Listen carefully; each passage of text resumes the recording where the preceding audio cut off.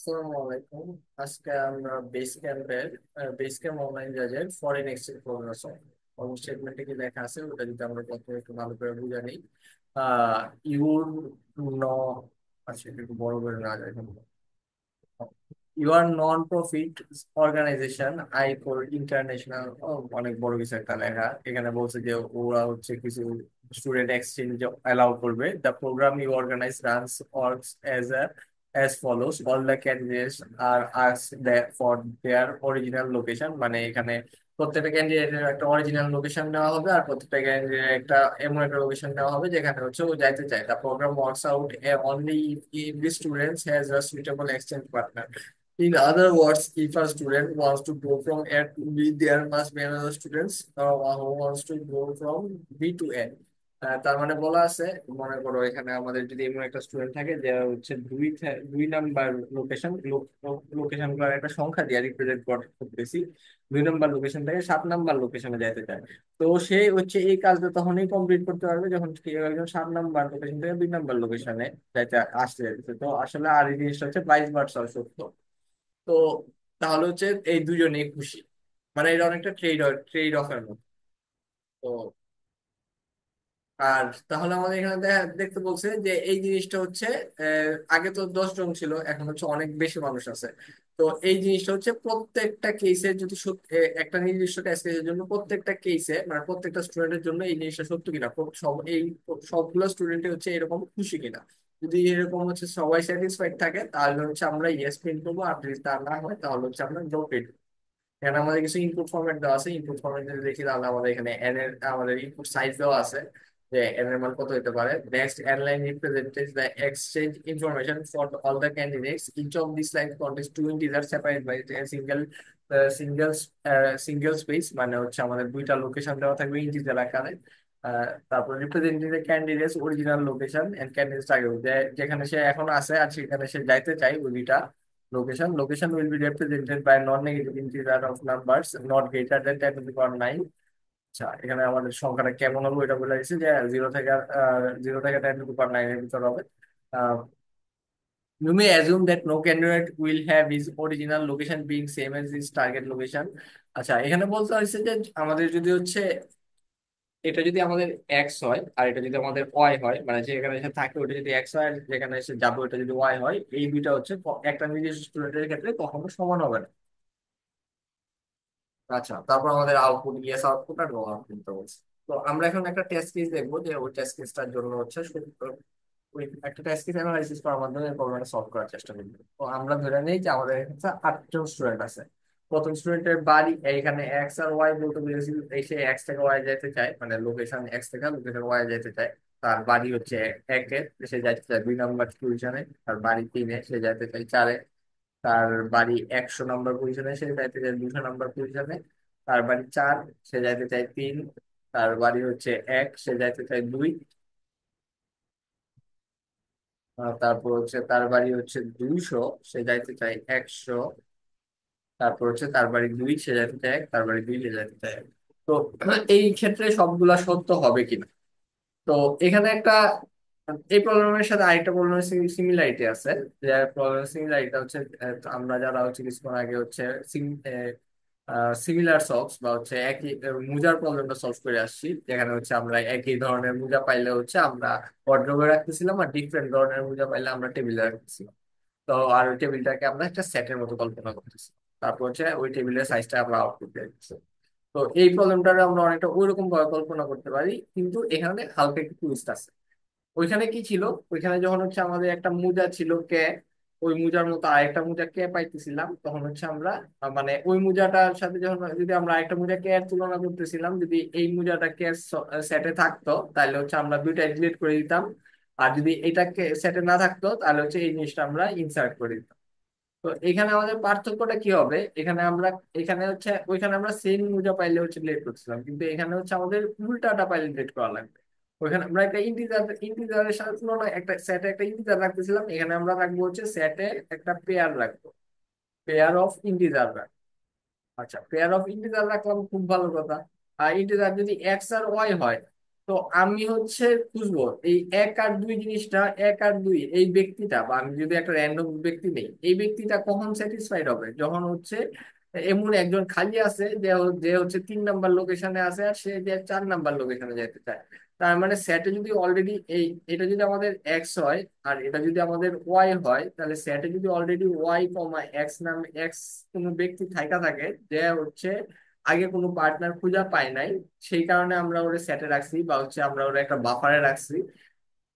তো আহ, খুঁজে পায় নাই মানে সে এখন অ্যাভেলেবল আছে, তখন করবে কি এই যে 4,3 ব্যক্তি বা 4 নাম্বার লোকেশনে আছে যে 3 নাম্বার লোকেশনে যাইতে চাই, সে হচ্ছে তার সাথে কোলাবোরেট করে সে ওকে এই 3,4 কে আমরা সেট থেকে বাদ দিয়ে দিব আর এই 4,3 কে কোনো সেটে ইনক্লুডে করবো না।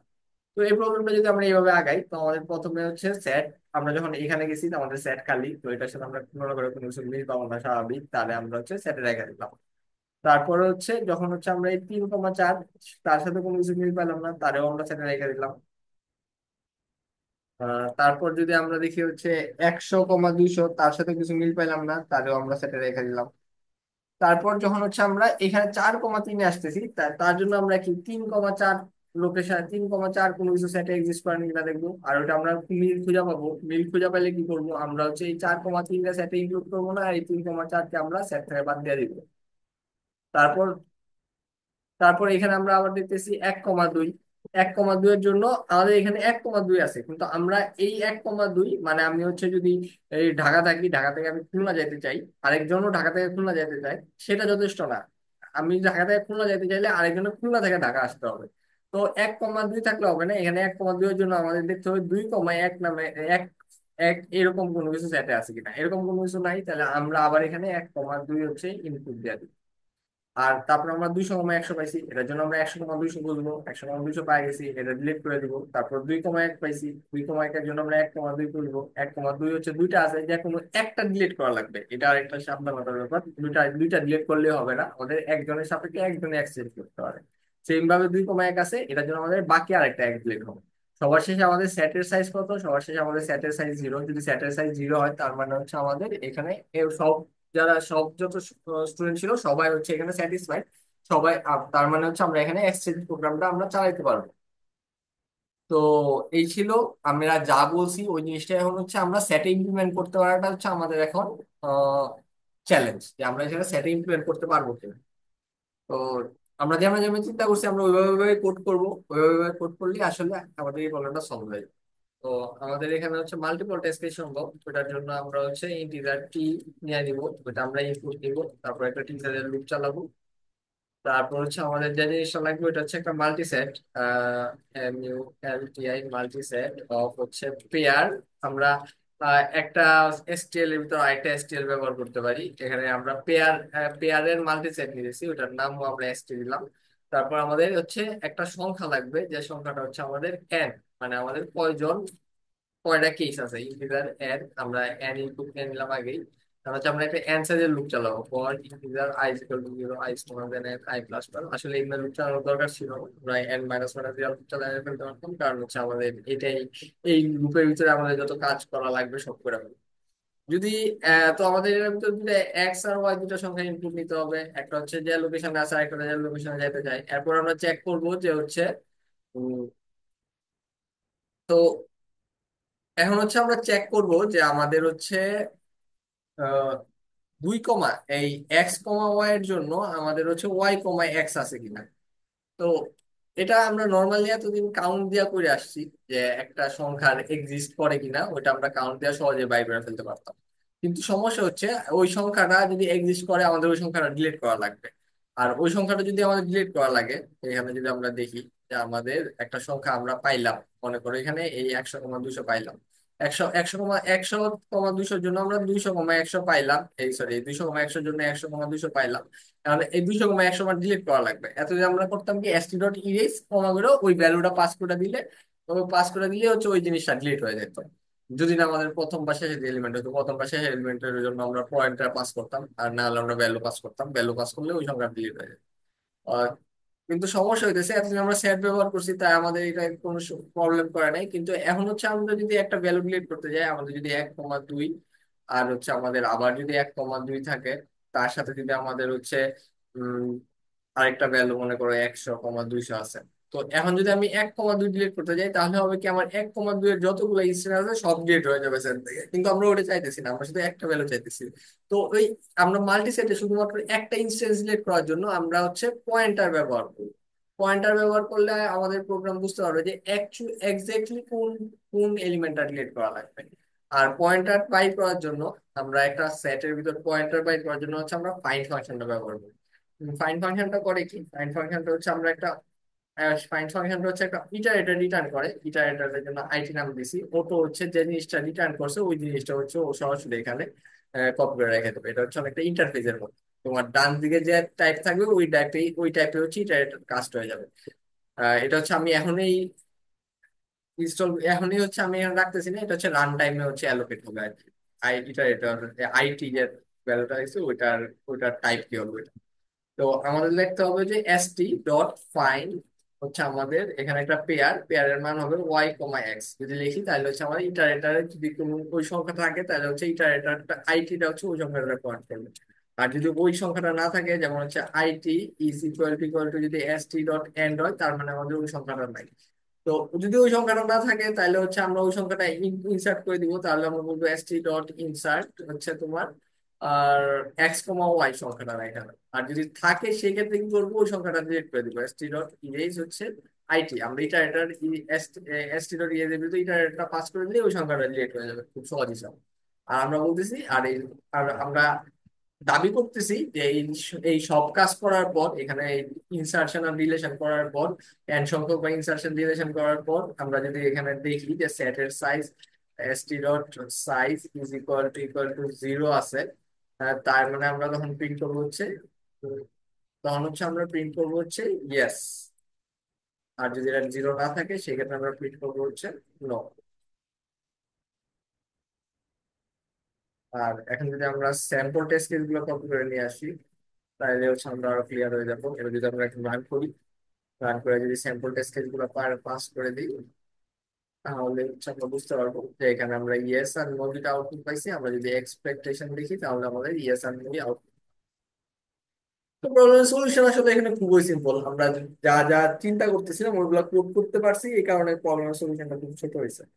যেমন হচ্ছে আমরা এখানে একটা এখানে তো আমরা একটা টেস্ট কেস চালাইছি টি সংখ্যক, তারপর আমরা এখানে একটা মাল্টি সেট ডিক্লেয়ার করছি যে হচ্ছে কোন কোন ব্যক্তির জন্য আমরা এখন খুঁজা পাই নাই তাদের হচ্ছে আমরা এখানে রাখবো। কোন কোন কোন কোন স্টুডেন্টের জন্য আমরা হচ্ছে তার ম্যাচ খুঁজে পাই নাই, তো তাহলে হচ্ছে আমরা সেটে রাখবো। তারপর দুইটা সংখ্যা ইনপুট নিয়েছি, দুইটা সংখ্যা ইনপুট নেওয়ার জন্য দেখছি যে ওর জন্য কোনো ম্যাচ আছে কিনা। ম্যাচ বলতে বুঝে দিছি আমরা এক্স আর ওয়াই, মানে আমি হচ্ছে ঢাকা থেকে খুলনা যেতে চাই, আমরা এমন একজনের সাথে ম্যাচ করছি যে খুলনা থেকে ঢাকা আসতে চায়। যদি তারা হচ্ছে না পায় থাকি সেক্ষেত্রে আমাদের এই অংশটা অ্যাক্সেস হবে, মানে আমরা st ডট এন্ডে চলে গেছি, মানে আমরা সেটের সমস্যা চলে গেছি তবু পাই নাই, সেক্ষেত্রে আমরা হচ্ছে ঢাকা জায়গা খুলনা যেতে চাই, এটা হচ্ছে আমরা পাস করে দিব। মানে হচ্ছে তুমি আমি ভবিষ্যতে কেউ যদি খুঁজে যে খুলনা থেকে ঢাকা আসতে চাই, সে তখন আমরা দেখতে পারবে। আর নাইলে হচ্ছে আমরা ঢাকা থেকে খুলনা যেতে চাই, খুলনা থেকে ঢাকা আসতে চাই, এই জিনিসটা হচ্ছে আমরা ডিলিট করে দিছি। আর আমাদের নিজেদের ইনফরমেশনটাও কখনোই ইনপুট দিই। আর সবার শেষে দেখছি যে সবাই খুশি। যদি এরকম যদি কেস হয় যে হচ্ছে সবাই কোনো না কোনো পার্টনার পায় গেছে, সেক্ষেত্রে স্যাটিসফাইড হচ্ছে লুপ শেষে 0 থাকবে। আর না হলে সেক্ষেত্রে আমরা ইয়েস প্রিন্ট করছি, না হলে হচ্ছে আমরা নো প্রিন্ট করছি। হচ্ছে স্যাম্পলটা আমরা সাবমিট দিয়ে দেখবো যে আমাদের সলিউশনটা আসলে ঠিক আছে কিনা।